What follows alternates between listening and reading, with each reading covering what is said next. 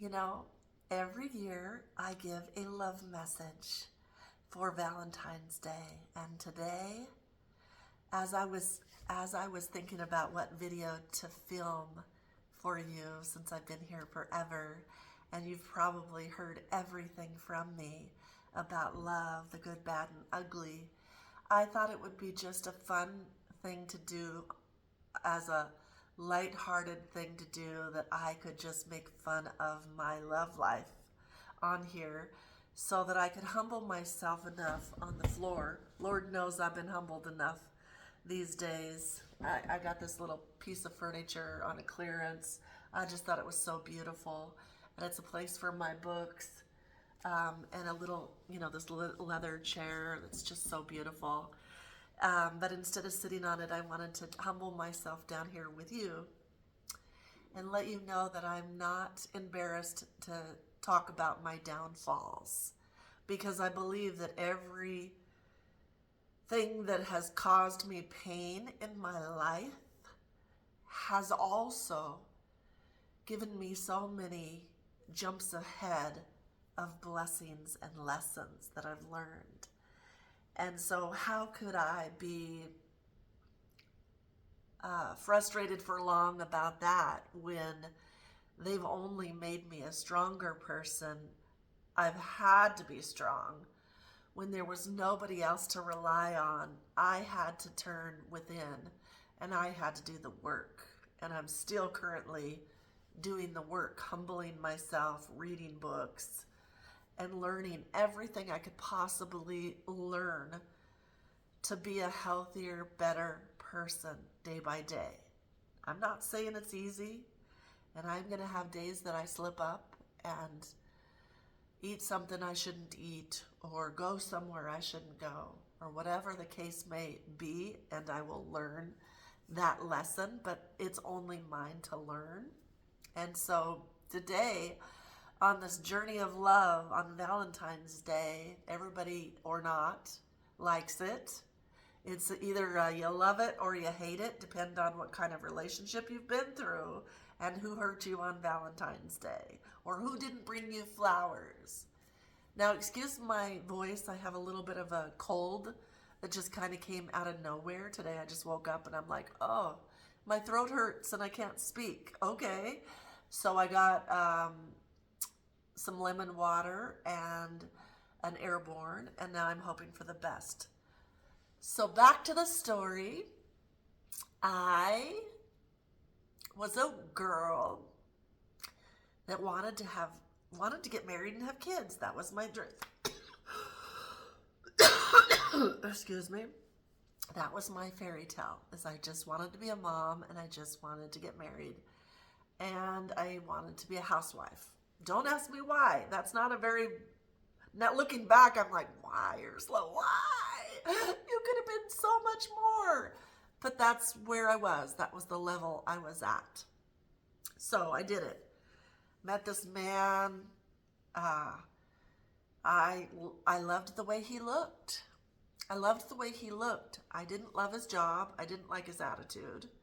And I didn't like that he just really was kind of dumb. You find out. I just liked the way he looked. And how many of us base our relationships on how somebody looks? It's so silly for me to say that now. It's like so silly. Like, I just liked the way he looked, and I thought we would make gorgeous children, and he was tall, and he was like a GQ model, and I didn't know he was an alcoholic, and was in, he had a construction job, and his car, the engine blew out of it, so he was catching rides from everybody. That's romantic. So here I am. I go through this whole self-developmental spiritual awakening, and realizing why I do the things I do, and I was in a powerful position at the end. I was offered the quest position, and I work to help align others into their purpose and knowing who they are and why they do the things that they do. And it's kind of like a detoxifying experience for your whole well-being, because based on whatever trauma you had in your life, this was to figure out how to let that go, get rid of it, move on, be a healthier, stronger person. So I did that. I was working for the company. I didn't want to go out one night. My friend wanted me to go out. My toxic friend that always had toxic boyfriends wanted me to go out to a bar. So I did it, and she was his first choice. It ended up, I was looking in this bar and I saw one clean-cut guy that looked like a GQ model, all dressed in white. And I was just like, whoa. I was mesmerized by the way he looked. That's it. And he came up to the table and asked her to dance, and I almost died. I was like, oh, but I want to dance with him, And then she was like, oh, I'm not interested, because she apparently liked the bad boys, and he was a good guy. So I was like, okay, he's a good guy. So then he asked me. And then it was just like he clinged on to me and latched on to me because my friend didn't want anything to do with him. Lucky me. And then we spent every day together from that day forward.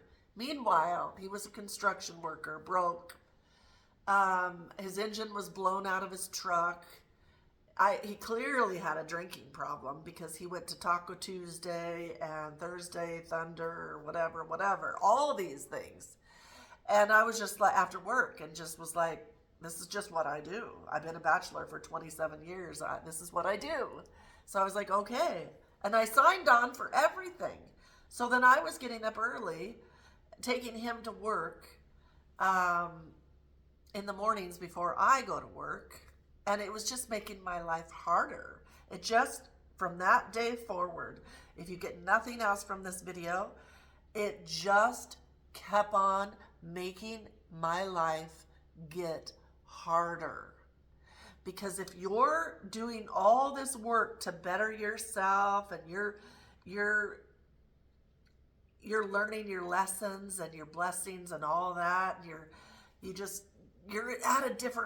at a completely different level. Here I'm evolving and growing mentally and spiritually, and figuring out why the things I do aren't working and all of that. And then I get with this person that is just okay with being a construction worker, okay with drinking, okay with doing other things, just okay. And I was just like, whoa.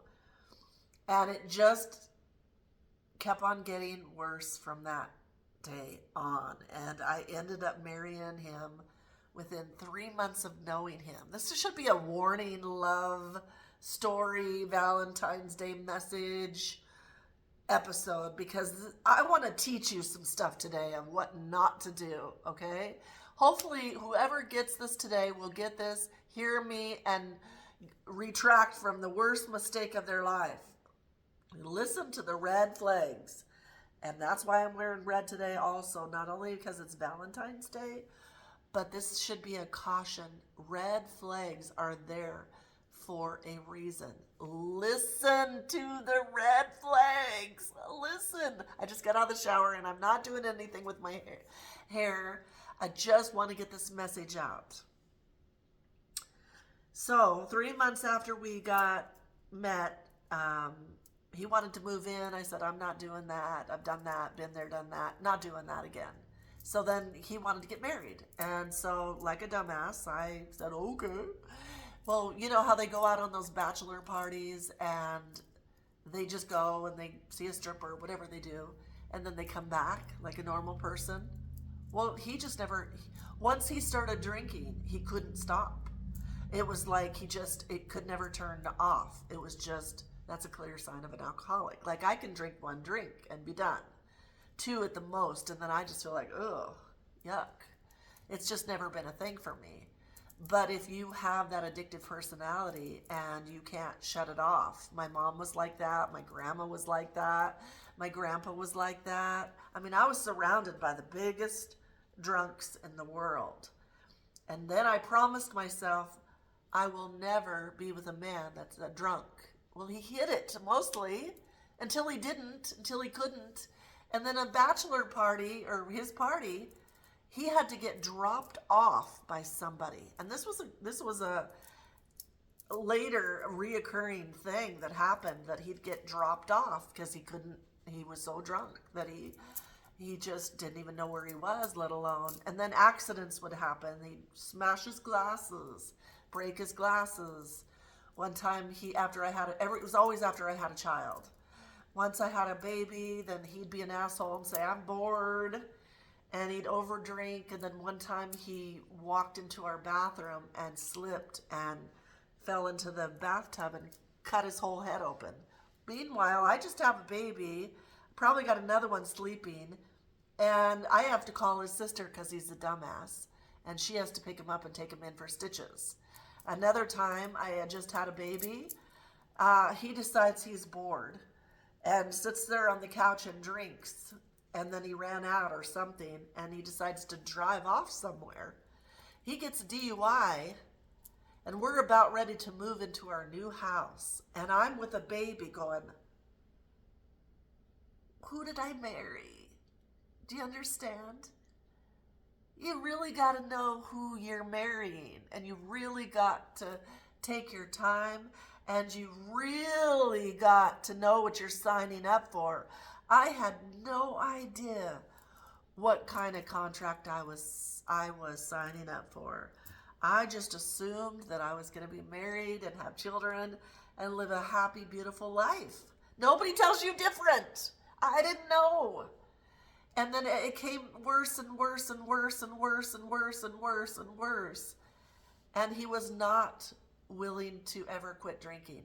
Nothing I could say. He was a smoker, then he went to chew, and he never stopped chewing. He chews to this day.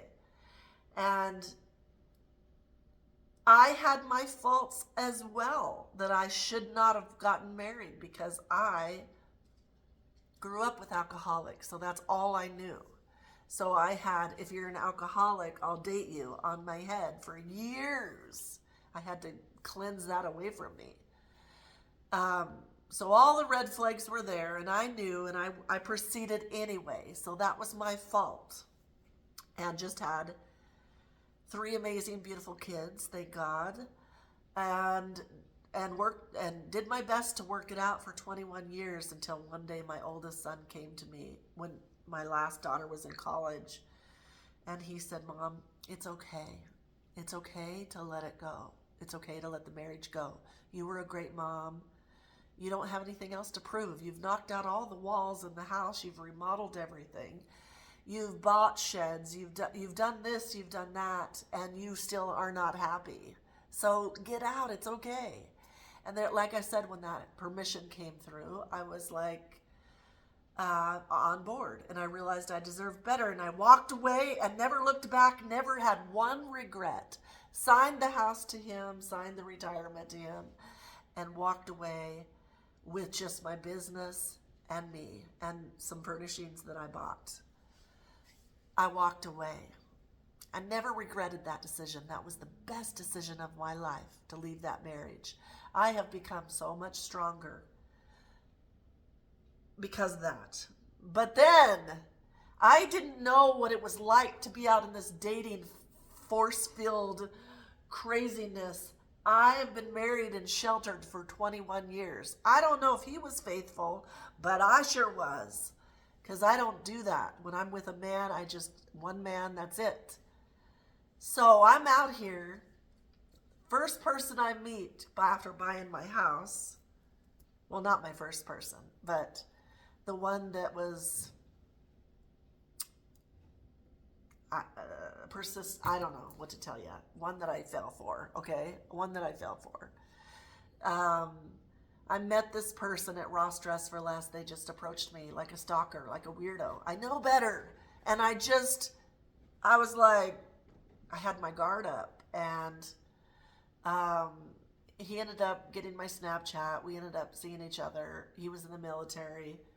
He was going to be out of the military in a year and needed a place to stay. His family was far away, and I let him stay.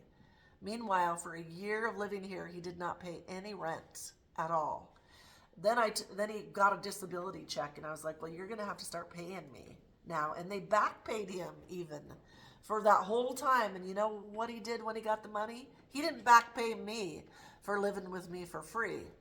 He went and visited his family and took the money over there. So there you go. So that one was gone. So now the next one I go for was somebody that I met when I first moved here at a gym, and he was a nice guy, but he was younger and he had a lot of things that I helped him with. I helped him do. And then it just became that kind of thing. And then again, we reconnected, and after that incident, and we got together, and I ended up letting him move in for a while. Or basically, he had his own place and I had my own place, but he was always here for a year. Never offered any money, nothing. He was okay with using water, electricity, everything. And acting like, believe me, I tell these men right away, I'm not a sugar mama. I'm old fashioned. I like a man that pays and courts me. And then it becomes the opposite. And then I start looking like a fool.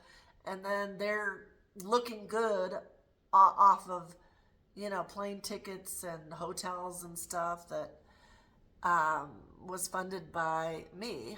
And I am left feeling like, oh, worse. In every one of these relationships, hear me, I become worse and disempowered, and I feel like almost like my unworthiness has always led me to, I need to pay for them. I need to do something because I'm not worthy. When I'm the prize all along and never knew it. And I get left with,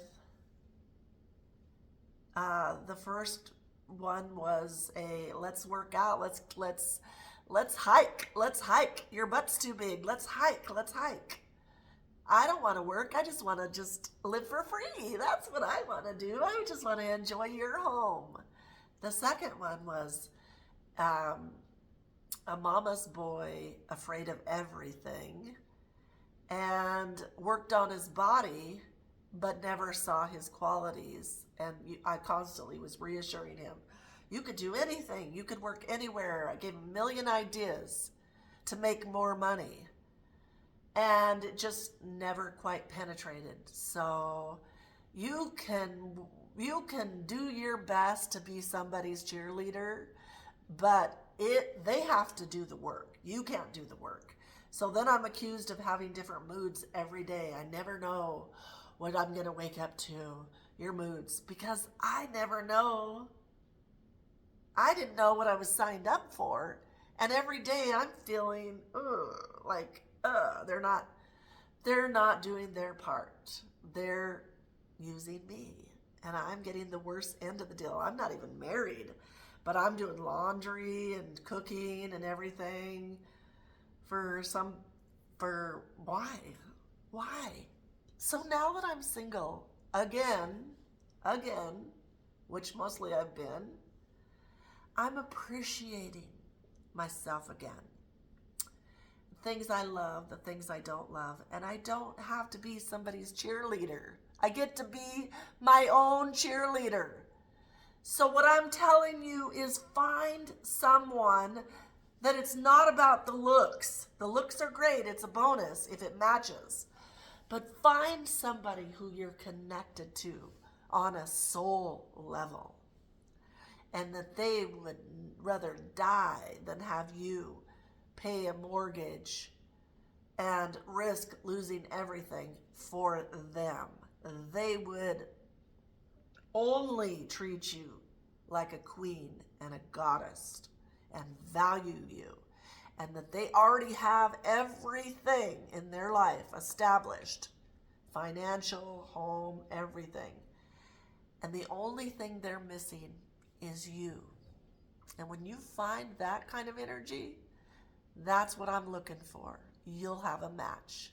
And so until I find that kind of energy, I want a powerful, masculine, loving, humble, beautiful, age-appropriate man that has everything and does the work. He reads, he journals. That's sexy. They meditate. They know themselves. They know their power. And they love deeper than they've ever possible. Like when I love you, like I obviously, I give you my arm. And that gets me in a lot of trouble. So I have to work on myself to know my value and that I don't have to give all of that to kill myself, to be in a relationship, that I am the prize and I am enough. Remember today, if you hear nothing else, you are the prize. You are the full meal package deal. You, just you, without any other gifts, just you. You don't have to buy somebody's love no, you don't have to put anybody as a trophy. You're the trophy. And when you work from within your spirit gifts, you walk in and you're enough. You're just enough.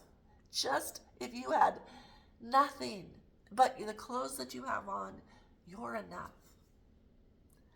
So happy Valentine's Day. This got really long, but I really felt impressed to share this with maybe somebody who's going through a rough time on this Valentine's Day. Somebody that's maybe not realizing why their person broke up with them. And I've always said, you'll know by how you feel. And their actions have to match up with their words. They can't just say it. They have to have the action steps. And when a woman feels safe to be in her feminine energy, she's a softer woman. She's a loving, caring woman. She doesn't have to put up all those walls and the trauma and all the stuff. If you allow her to feel safe and protected and loved and honored and provided for, I promise you won't see all those phases of her come out, because she's able to just, all we ever want is to rest in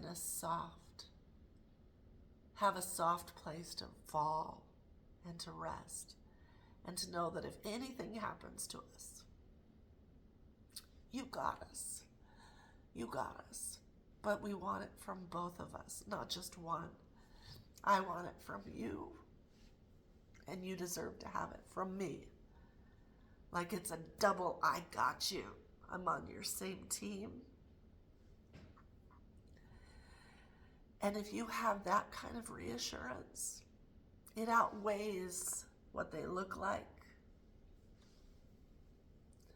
because you'll feel the soul connection. And that soul would rather die than let you hurt one more day.